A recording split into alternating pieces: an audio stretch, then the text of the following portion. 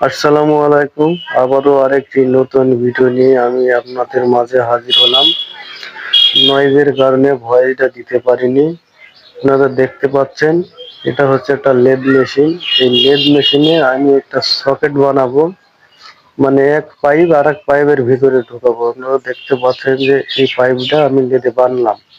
বাঁধার পরে এই যে আমি লেদটা স্টার্ট দিলাম, দেওয়ার পরে আমি এখন হালকা বাটালি বাঁধালাম, বাঁধিয়ে হালকা দেখাচ্ছে প্রথমে বাঁধালাম। একসঙ্গে বেশি করে চাচা যাবে না, চাচতে গেলে দেখা যাচ্ছে বাটালি ভেঙে যাবে, তাই আমি হালকা করে বাঁধালাম। মুখের ফেসটা আগে সমান করে নেব।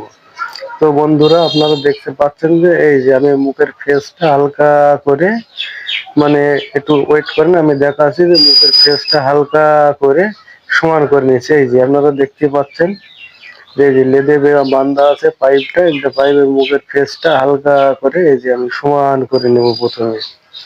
মানে এই যে দেখতেই পাচ্ছেন যে হালকা করে মুখটা ডায়ে খেদরা বেঁধে হয়ে আছে, হালকা ভাবে ওটাকে সমান করে নেব। নেওয়ার পরে ওটা আমি তারপরে দেখা যায় ভিতরে বাটালি দিয়ে একেবারে পাইপটা যতটুকু যাবে 8 ইঞ্চি, সেই 8 ইঞ্চি পরিমাণ ভেতরটা আমি বোরিং করে নেব। তো বন্ধুরা আপনারা দেখতে পাচ্ছেন যে এই জায়গার ভেতরে কোপ লাগাইছি। এগুলো মনে করেন যে ভেতর থেকে কাটতে কাটতে আমি 8 ইঞ্চি পর্যন্ত ভিতরে বোরিং করে ফেলবো। করার পরে অন্য একটা যে পাইপ আছে সেই পাইপটা এর ভিতরে সকেট হিসাবে, মানে এক কথা এটা সকেট হিসাবে কাজে, ওই যে ক ভাঙা গাড়ির সকেট বানাবো। পাইপের সকেট যাতে হাইড্রোলিক পাইপের ভিতরে ঢুকে পড়ে, সকেটটা ইজি ভাবে এই যে এই হাইড্রোলিকের শ্যাপের ভিতরে ইজি ভাবে যাতে যাতায়াত করতে পারে। তো বন্ধুরা আপনারা দেখতে পাচ্ছেন যে আমি এই যে এখন ভিতরে কাটছি পাইপটা। ভিতরে কাটার পরে দেখতেই পাচ্ছেন এই যে আমি এখন ভিতরে কাটছি, এই যে কত সুন্দর নিখুঁত ভাবে এটা আমি কাটছি। আপনারা দেখতেই পাচ্ছেন যে ভেতরটা এক কথায় যাকে বলে ভেতরে বোরিং। এটা বোরিং করার পরে আমি ওই পাইপটা এই ভিতরে ঢোকাবো। তো বন্ধুটা আপনারা দেখতে থাকুন, আশা করি ভিডিওটা আপনাদের ভালো লাগবে, আপনারা দেখবেন।